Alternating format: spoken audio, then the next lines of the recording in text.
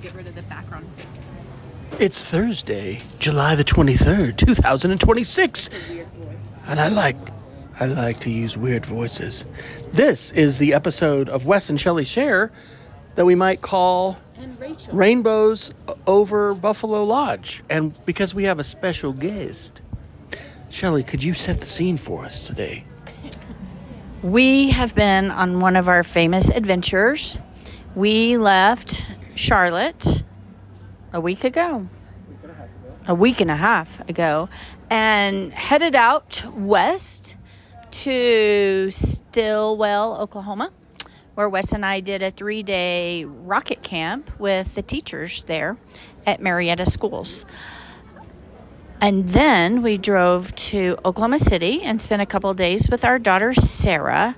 And after that, we traveled to Colorado, where I attended the Wild Heart Teacher, and later I'm going to tell you all about that. And today we are sitting at the Buffalo Lodge outside of our room with our daughter Rachel, because we got to also spend some time, a couple days with her here. So we are sitting outside of our cute little motel room facing the Buffalo Lodge while there's a band playing inside and children are riding bikes and dogs are barking and everybody's generally just having a great time. And then Wes will tell you a little more about the weather because he is the unofficial weatherman. Well, we had a great rainbow that formed. I'm getting rained on because I'm not under the awning or whatever, the eave of the building, but that's okay. And there's lightning because there's a thunderstorm. So, Rachel, what was great about today, and let's just start there. What was good about today? We've had a really pleasant evening. Like my mom set the scene for us. This is our second time here at the Buffalo Bicycle Lodge, and it has just been great.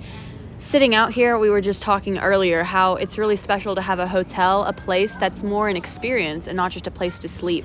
Because she was like, how often would you just sit in the lobby of a Holiday Inn and just relax? You wouldn't. But it really is nice, and we've been able to watch the storm. I convinced my parents to get some Dominoes because I've become somewhat of a Dominoes snob at school, because that's like what we have on base. It's really yummy.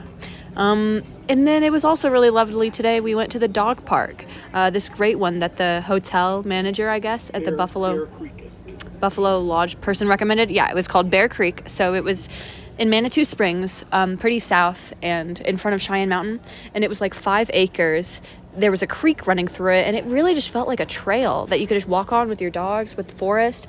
Our dogs are very friendly off leash with other dogs. But somehow when the leash is involved and they're going by a dog, they get all weird. So Moose is doing a lot of woofing. But that was fun. And Rosie decided to dunk herself in the creek. She got so wet. Moose was doing more wading. So that was really fun. I'll hand it to my dad. So it is good to reflect on how far we've come, because one of the things we did actually last night, we went to a Mexican restaurant that is here in Manitou. Oh, and I think, I didn't tell you all this, that the place, it's something Fonda. It's that we were here with Machiavelli and Alexander and Fu. Did you find it? I think so. I think it's just down this road from where we are here. It really looked a lot like it. Let's go next time. But, we just have good memories in Colorado Springs. And when Rachel was in basic training, we went to that same restaurant without her. And then we were there a year ago, maybe, when we came? Last Parents' Weekend, yeah. Except everybody wasn't feeling great that time. And so this time people were feeling better. And anyway, I don't know.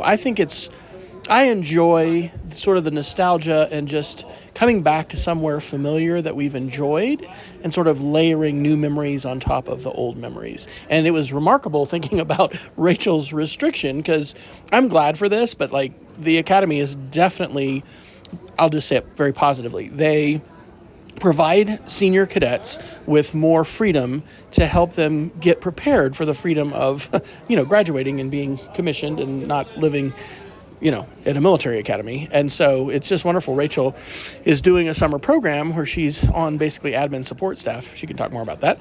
But she has freedom until she has to have duty again, which is tomorrow. And weirdly enough, they had to find new places to stay because the power is going out for a while. So anyway, she was able to ride to our rescue, and we had a little car emergency too. So, Shelly, what were your experiences at Wild Heart Teacher like? And what feelings of vacation have you had? Because it's been a hard-working summer, and you said some of this has felt like vacation, which I think is great. I'm glad.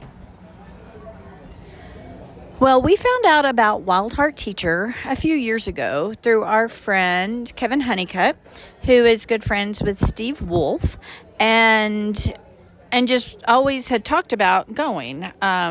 So they're kind of hard to get into. They run all summer.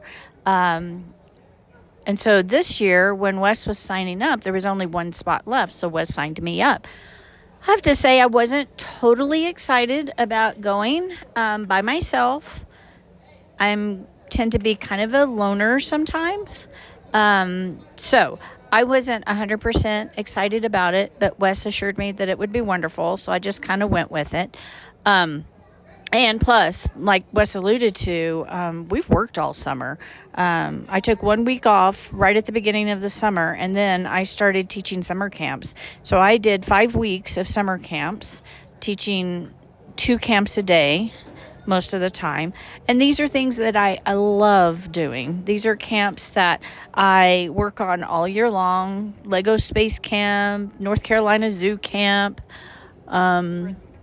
engineering design camps, rocket camp, space camps, Artemis camp. Anyway, it's a lot of fun, and I do it because I am very passionate about that. And I also do it because it's a lot of great money in the summer. So I had just come off of doing summer camps when we had to drive to Oklahoma to do a 3-day rocket camp, which I also, again, wasn't really excited about, mainly just because I hadn't had a break yet. But that camp turned out fabulous as well, and I think we were able to inspire and help teachers have a good time because they had a grant and they were required to do this professional development, and everybody knows how teachers feel about professional development in the summer that they didn't choose for themselves. Anyway, and it was lovely seeing our daughter Sarah, and it's been lovely seeing Rachel. But let's get back to Wild Heart Teacher. So Wild Heart Teacher is this year it was in Divide, Colorado at a camp, and it really is meant to lift up teachers, educators, who very often put a lot of effort into loving and supporting their students and don't often take the time to love and support themselves. And so a lot of what Wild Heart Teacher does is to help teachers feel seen, help them feel appreciated, help them learn strategies to take care of themselves and why it is important for teachers and educators to care for themselves. There were teachers there from all over the country, from California, from Oklahoma, from Alabama, from Georgia, all over the country. And so it was wonderful to each of it. There were probably about 45 educators there. And this is a set schedule of events that they do. Some very dynamic teachers were speakers, but there was a lot of playtime involved too. We got to spend some time in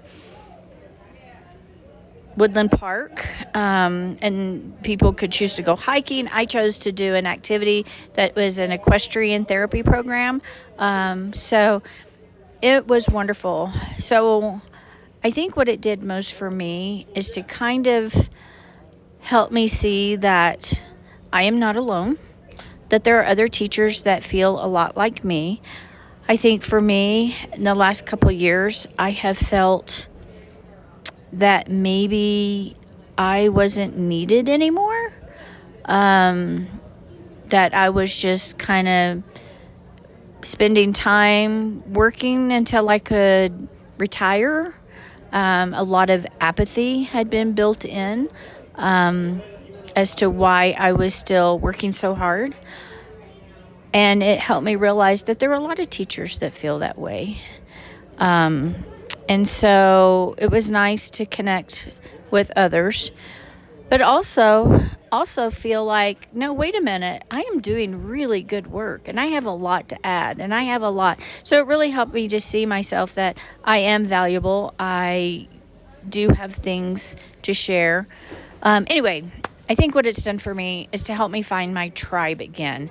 And so I was a part of Tribe 36. I've already joined the Facebook group. I've already receiving texts from people that were there.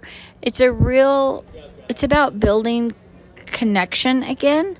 And sometimes I think connections are hard to build when everybody is kind of going through similar difficulties, like in a school setting, but somehow it's easier to become supporting each other and from different places. I don't know. I'm still kind of working those things out and how I feel. But I made some incredible contacts, some incredible friends. I know that we will come together again, and I know already that we will support each other in our lives and check in on each other, and I think that's really important. So, Wes, why don't you talk a little bit about what we were doing in Stillwater at Marietta Schools? Stilwell, sorry. Yeah, Stillwater would be in OSU. It's all right. You know what? We're getting older, so you may hear different things. And then, Rachel, I want to ask you about what it's like to be back here at the lodge and then what your summer's been like. So, Marietta School is a very special school in eastern Oklahoma near Tahlequah. And 90% or so of the students there are Cherokee. And the Cherokee tribe is the largest native tribe in the United States. And we had the opportunity to work fairly extensively with Marietta Schools during the 16 years we lived in Oklahoma City through the Story Chasers, at the time, nonprofit that I was a part of, and a grant that they had that involved well, first off, it was just the oral history and the Celebrate Oklahoma Voices, but then it was a grant they had for pre-K teachers. This is a STEM grant. Oh my gosh, I think that was just trash. It was just trash. We're gonna have all these noises in the background, but oh well. So they have a STEM, it's a 4-year grant to focus on STEM education, and they are a pre-K 8 school, and so I was contacted by Rita Bunch, who is their grant coordinator, and talked and brainstormed and had multiple Zoom calls with her and with her team for the grant, and gave them some different options of things that we could do. And they really wanted something that would focus on some engineering design, some hands-on projects. And so Shelly and I came up with the idea of doing a rocket camp, or what we're terming a space education camp. And so we'll include some links in the description, some show note links for this Wes and Shelly Share episode, but you can go to astrokidsclub.org, and that's where we have basically linked the summer camps that we've taught that related to space and space education. I don't think we did your Lego. We need to do your Lego space camp. I don't think we shared. Shelly kind of now teaches her camps completely out of Canva slideshows.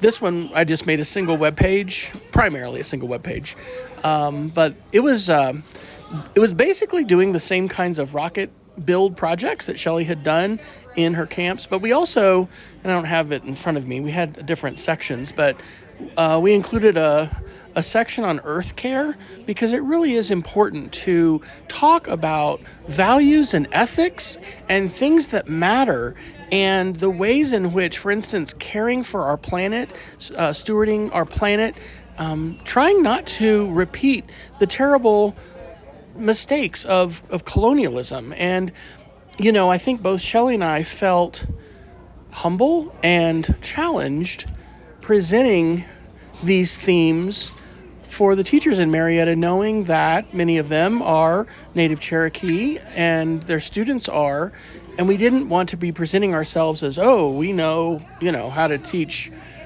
indigenous values or something.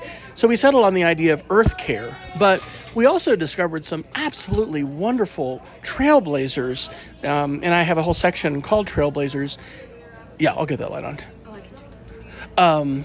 On the website, on the astrokidsclub.org site. And so there's a section for teachers, something to think about for other kinds of professional development. My favorite part was probably just when we kind of geeked out and shared about going to SEEK, the Space Exploration Educators Conference in Houston at the Johnson Space Center in 2022. And then in 2024, we got to go to the Kennedy Space Center in Florida and Cape Canaveral, and the Kristen McAuliffe Educators Conference. It's called the Space Conference. Anyway, just encouraging teachers to be excited about space and exploration and share that excitement and passion with kids and the engineering design process and all those things. So anyway, it was great. Rachel, what is it like being back at the Buffalo Lodge Bicycle Resort? And what has your summer looked like as you're getting your crochet and setting it to the side? I'm starting a new hobby of crochet, so I'm making my cat beanie. Just to do, as like my dad said, I'm not very busy right now.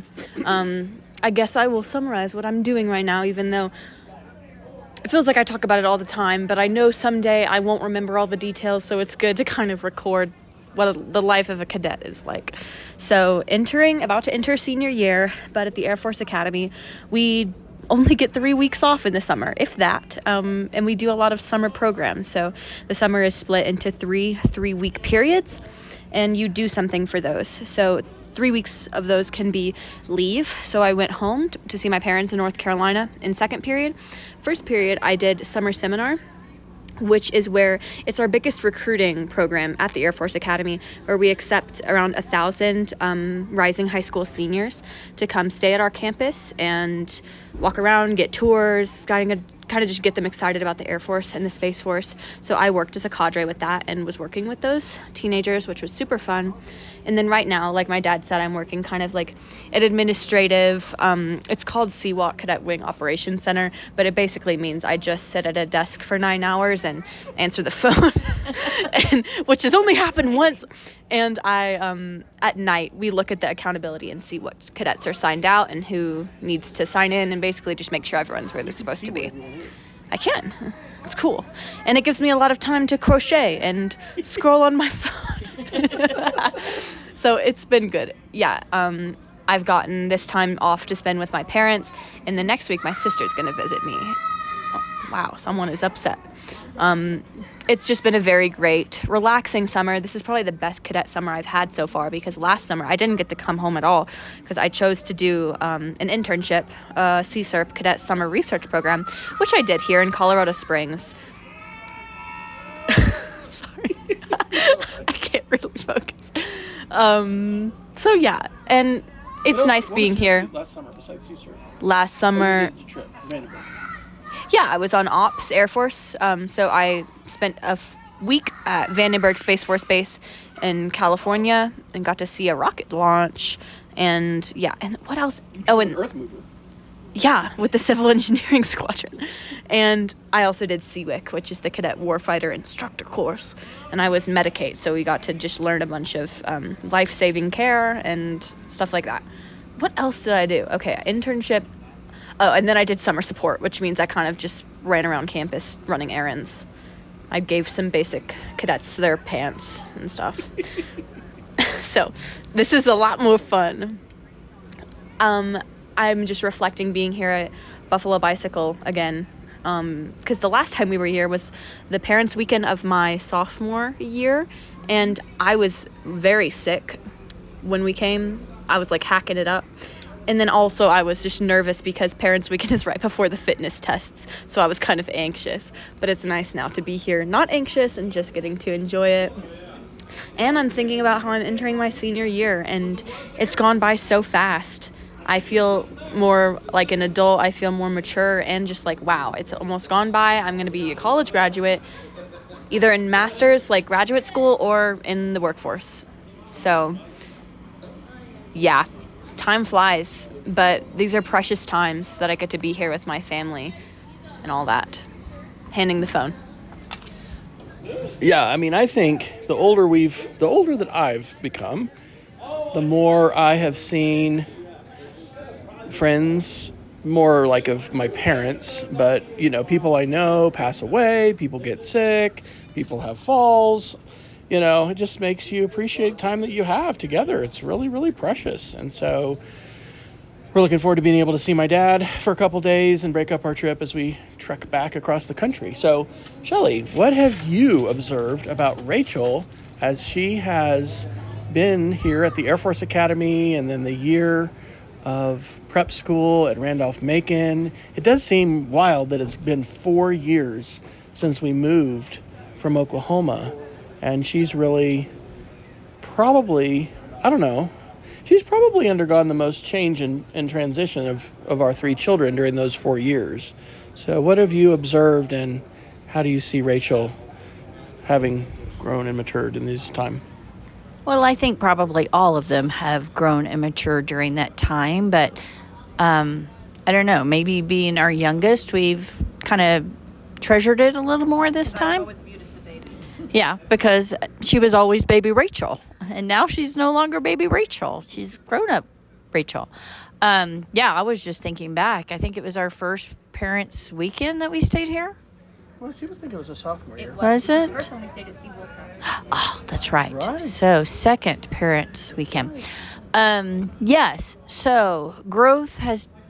In fact, earlier this afternoon, Rachel and I were both reflecting on that, and I had been noticing, even today in the car, she was taking care of her North Carolina car registration and standing on hold and making appointments and following through. And that would not have happened 4 years ago.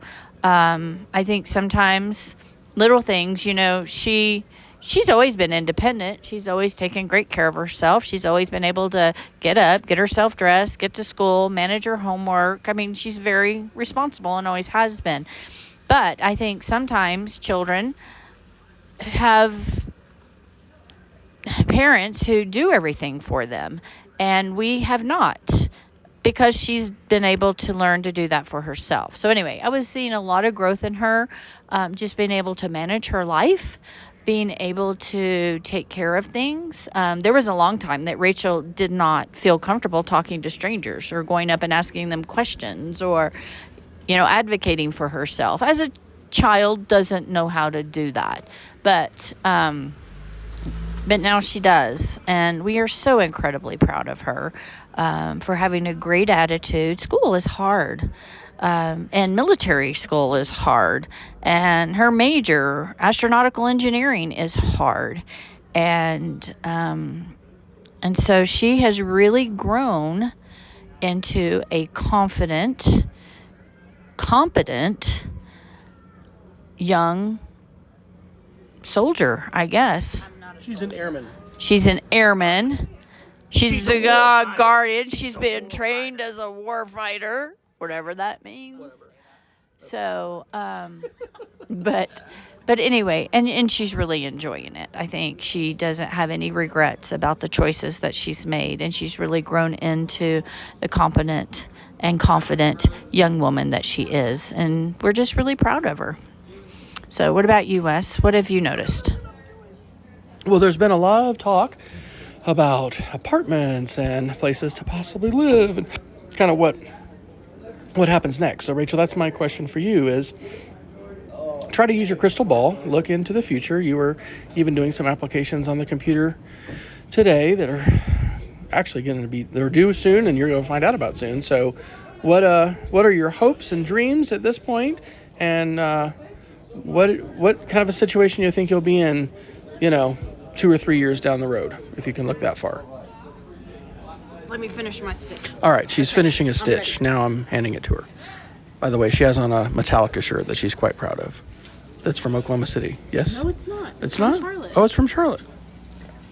After I answer this question, I will turn it back to you all. Yeah, I told my dad I got this shirt. My year RMA, I was visiting home in North Carolina, and I got this, and I wear it a lot. It's very soft, and I get a lot of compliments on it, even though I know probably like 4 Metallica songs.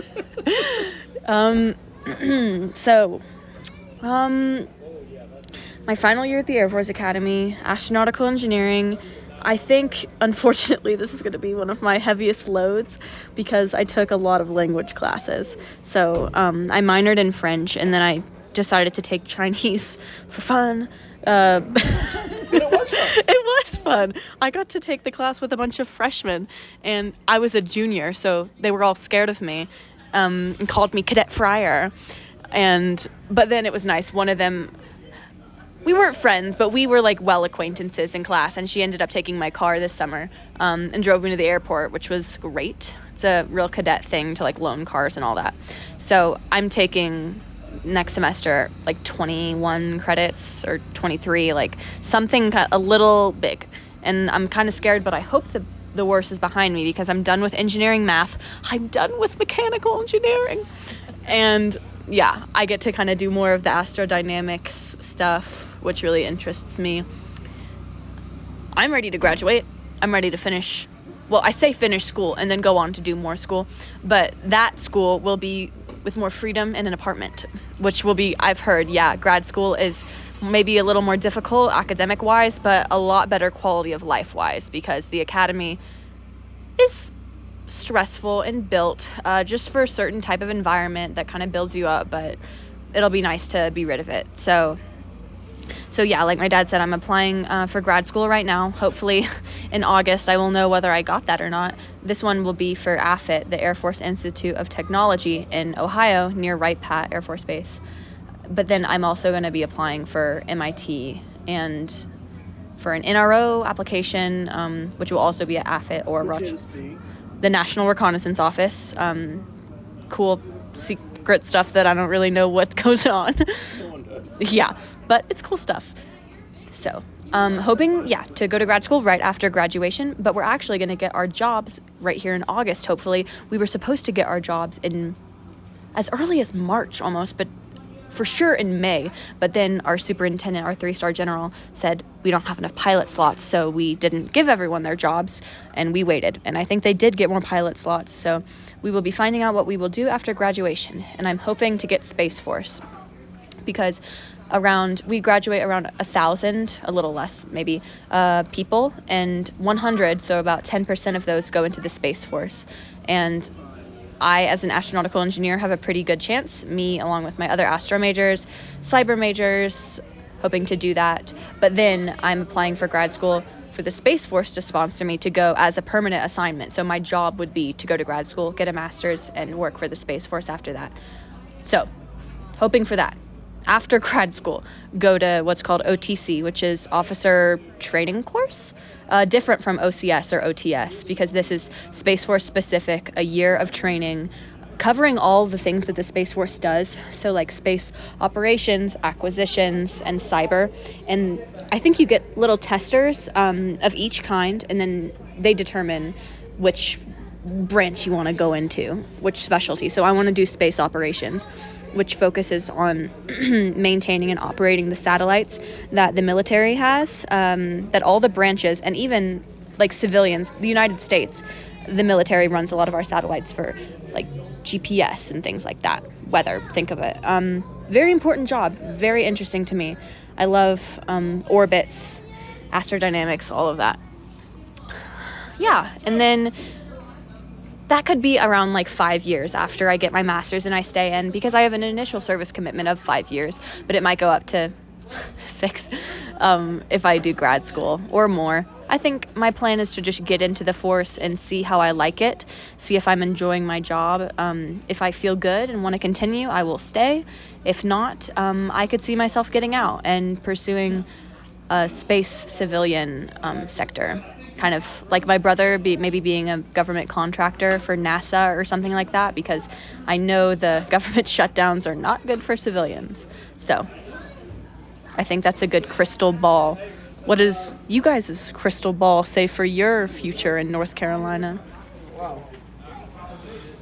Well, I think I have, for the record, not enrolled, but I have planned to go ahead and take some seminary classes this fall at Union Presbyterian Seminary. And earlier this spring, had visited and talked with folks, and really, that's a great seminary, and we have a number of pastors and clergy that we know who have studied there and graduated there.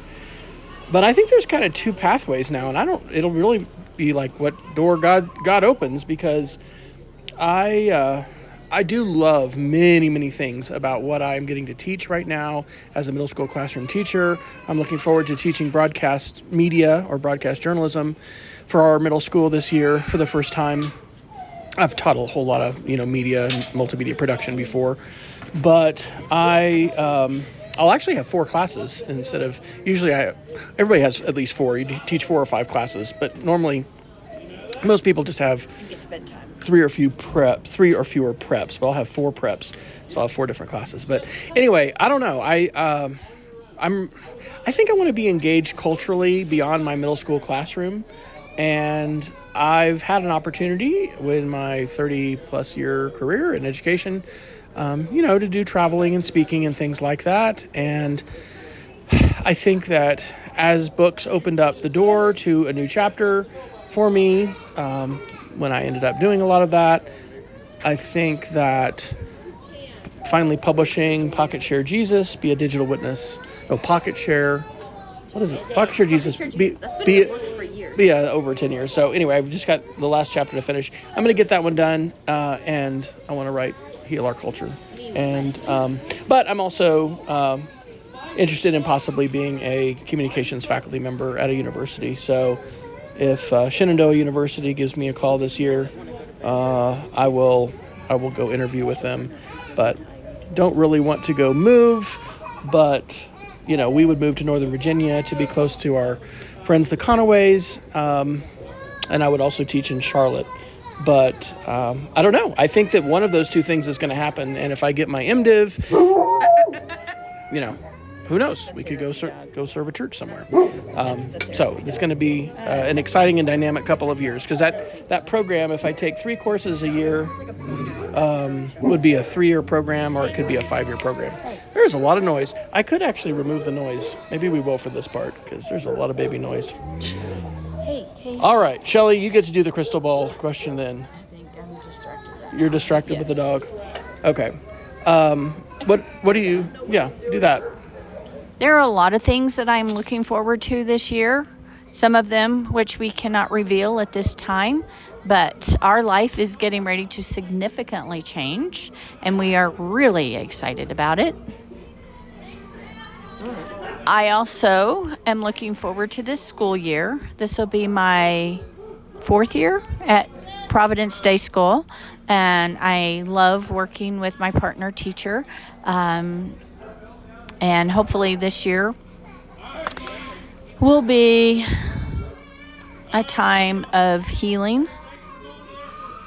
for her and for me as we continue to partner together and build our curriculum and be excited about the things that we are teaching.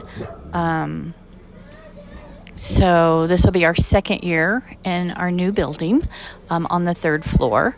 And so this is the first year we haven't had to move furniture and unload things and move classrooms and unpack. And so we're just going to be able to walk into the classroom and prepare for our new students. We'll get our class list next week. So that's exciting. And anyway, I just had really good feelings. Thanks to Wild Heart Teacher, I feel like I have connections with people, and I feel positive about going in and supporting students, supporting learning, helping students to be seen and students to be heard. Students are dealing with a lot. They live very busy schedules. They are, in some ways, overprogrammed. And just helping students to navigate positively the learning environment and build strategies for learning how to take care of themselves and learning how to manage everything that's being asked of them. And so I think my job as a support teacher is important, and I think it's necessary, and I feel uniquely equipped to support my lead teacher, to support the students in our classroom, to support my coworkers, and I am looking forward to it. Okay, well, this is a little different because we're not doing a halftime and whatever, but I have a last question. It's going to be sort of like a wisdom question or advice to others in the future. So, if you were to give, based on your life experience and what you've lived and learned, what kind of advice or wisdom would you share with others? And I will go first since you all might want some time. Well, I mean, it could be to your own children or just to others, just to other people. Like, what's some wisdom? Yeah, just giving wisdom. So I'm going to say stay healthy, develop good habits, exercise, and watch what you eat. When I was younger, I felt like I could eat anything, and I kind of did, and didn't, I don't know, I didn't maintain as active a lifestyle as I wish I had. And I think it is easier to maintain that than it is to kind of restart that or habits are hard to break, man, and hard to establish. My two big takeaways, I didn't mention that I got to take the dogs up to one of our favorite campgrounds, Collegiate Peaks Campground, which is near Buena Vista. It's on the road to Cottonwood Pass, and we had spent multiple weeks in the summer. I smoked my first brisket there. Anyway, I was there for 3 days and 2 nights with the dogs and had a lovely time, but I think I'm ready for trailer camping again. But I'm ready to lose 50 pounds again, and I'm also ready to find more undistracted time to do deep work. There's a book called Deep Work that I think I probably listened to half of it, but I've listened to a really great book called Soul Boom by Rainn Wilson. And there were some things that he said about that. So we live in a very distracted era. It's very easy to entertain and distract ourselves. But in order to do deep work, and that is some of the work that I want to do with writing, especially, I want to find time to do that. And I want to work on my healthy habits with Shelly, which we have done before. Who wants to go next? Shelly. I'll go next. One thing that I would do if I were to go back is be more financially aware. I would have been saving money. I would have paid closer attention to just the day-to-day. I feel like I have always had the faith to just know that everything was going to be okay, but I really think that anyway, I just wish I'd paid closer attention, learned a little more about saving and investing and preparing for the future. And sometimes the reason that we work as hard as we do is because we are trying to make up for some of that. And I do know it's going to be okay. And I do know that life happens. And so I think if I were going to give advice to young people today is to pay attention, to build a strong foundation. You don't have to have everything all at once. And it's easier to live without than it is to get yourself in financial stress. So I think that's one healthy habit that I wish I had been better about cultivating when I was younger. So, Rachel? Are there any things that you... Or what did you share with the Summer Scientific kids or whatever? Do you want Yeah. to talk about that? What kind of things? Because you were telling them about... About the future, things that you wish you had known, things that maybe you would want to go back and do again. Well, Summer Scientific kids. Summer seminar. Mainly with them, it was really giving them advice on how to do their application to the Air Force Academy, which I was a bit of a unique bird because I didn't go straight to the academy. I went to prep school at Randolph-Macon in Virginia, which was a very difficult year, but was so worth it because it brought me to the Air Force Academy. It opened that door and it gave me a bunch of friends that I'll be friends with for life. So I would not really do anything different. I think I've been super blessed to have this opportunity to go to the academy and stuff. I'm trying to think of advice that I would give someone, and to me, I would be in a place to give advice to maybe, rising college freshmen to graduated seniors. I don't know. It can be scary to go off to college because all you've known is like life at home with your parents. High school, you kind of think, oh, this is the pinnacle because every high school teenage movie is about high school, but there's so much life after that. college is amazing. It's a great place to explore and learn how to be an adult in a more structured environment, make friends. It's scary. Friend making is difficult. I don't know. I struggle with uncertainty, and taking that leap of going somewhere new is very scary. But honestly, you kind of just have to go in head first. Sometimes you have to go into a little bit of a survival mode and just survive. That's kind of what I did at Randolph-Macon, but I don't know. It sounds so cliche. Try to like do what you're passionate about. Pick a major that appeals to you, something you can have fun doing. Like I'm doing astronautical engineering, but to me that's more like space. Like I like space movies, and yeah, even more advice I would give to younger kids. I don't know. I always, when I see little kids, especially like little girls, I try and like make them believe that, yeah, you're smart. Like you can do like science and math and stuff. I know when I was younger, even before my brother came home after COVID, sophomore year of high school is when I really decided, oh, I can actually do engineering. Because before that, I'm like, I'm not a math person. Like I'm an English person, or I'm this, whatever. But if you have good teachers and you're passionate about something, like you're passionate about space or whatever it is, but you think it's too hard or you can't do it, if you put your mind to it and really try and like work at it, get a good teacher and just keep pursuing it, it can be hard, but so fruitful.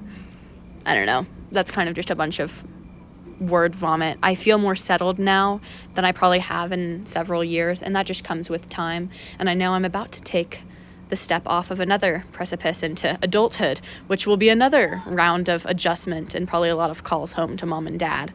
But yeah, I'll have to kind of follow my own advice there and kind of just let time work its course. Yeah, life is pretty beautiful at every stage it is. When I was young, getting older seemed scary because, oh no, I want to be a teenager forever.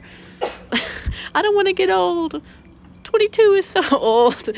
And it's really not. I don't know. It's fun.